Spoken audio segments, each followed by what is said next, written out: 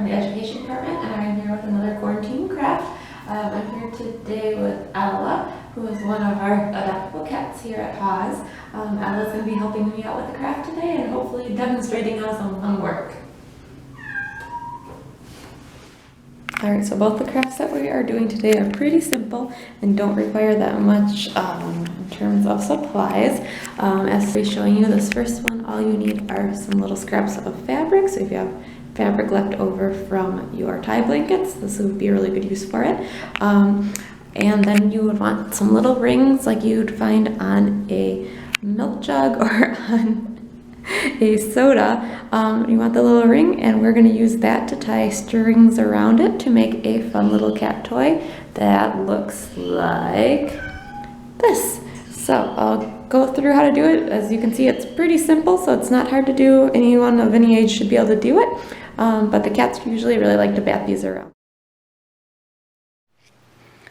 Alright, so to get started, you want to cut or find some long strips of fabric. When I make these, I don't do any measuring or anything like that. I just kind of use what I have. The strips can be tiny, they can be thick, pretty much as long as there's enough fabric for you to tie around the milk jug ring, you're pretty much good to go, and you can kind of work on it from there. So start cutting your fabric strips into smaller pieces. If they're less than about 3 inches long, they're probably going to be hard to tie, but anything longer than that would be fine. I'd estimate for a normal size toy like we use here at HAWS, I cut the pieces to be about 4 to 5 inches long so that they're easy enough to tie, and then you can always trim them down later.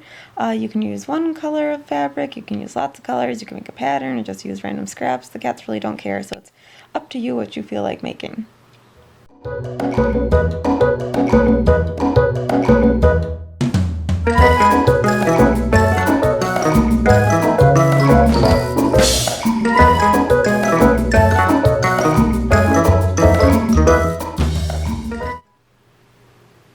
Once you cut all your pieces, it's just a matter of tying them all to the ring.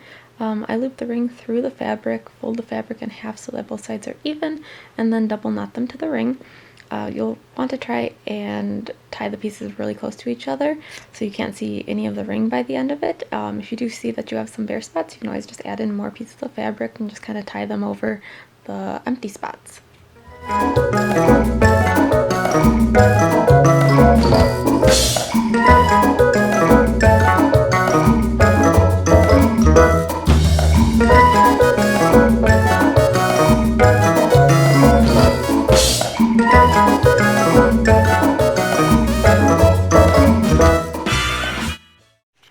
Another option, if your fingers get tired from tying so many knots, is to make the fabric strips thicker. So then you have less to tie on to cover the ring, and then you can go back and cut the thick strips into thinner pieces once they're already tied on.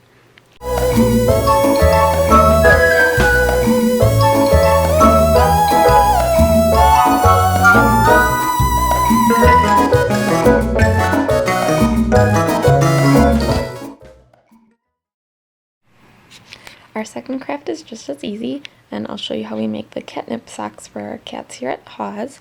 So these will probably be for adult cats since kittens usually don't react to catnip. And just like with all of our crafts so far, you can get creative with these. All the socks that we have here at HAWS use the same supplies, but you can tie them different ways, make them different sizes, and stuff like that. So for this, you'll need an old but clean sock, some fluffy stuffing, and some catnip. This can be a good use for that pile of socks that have all less their match, and kid-size socks generally are the best size for this. If you have a dog that likes to destroy things like I do, you can probably even just gather the fluff that's left behind after they destroy one of their toys, so yay for recycling. And then for the catnip, you can grow your own, but I kill all the plants I touch, so I am just using some catnip that got donated to us. So you're going to take the sock, grab a ball of the fluff, roll the fluff in some catnip, or you can sprinkle some catnip into the sock first. Then push the fluff down into the toe of the sock and fill it with fluff to about the heel, and then you just tie off the end and you're done. Again, depending on your cat, you can use bigger socks, you can add more fluff, tie more knots in it. You'll just want to experiment and see what your cat likes best. If you happen to be making these as a project for the cats at HAWS, our preference would be the kid-size socks and tied with just one knot because we clean all the toys between cats. We have a group of awesome volunteers who just assemble these catnip toys, cleans them, add new fluff and catnip, and then they're ready for the next cat. So that way all of our cats get fresh, clean catnip socks.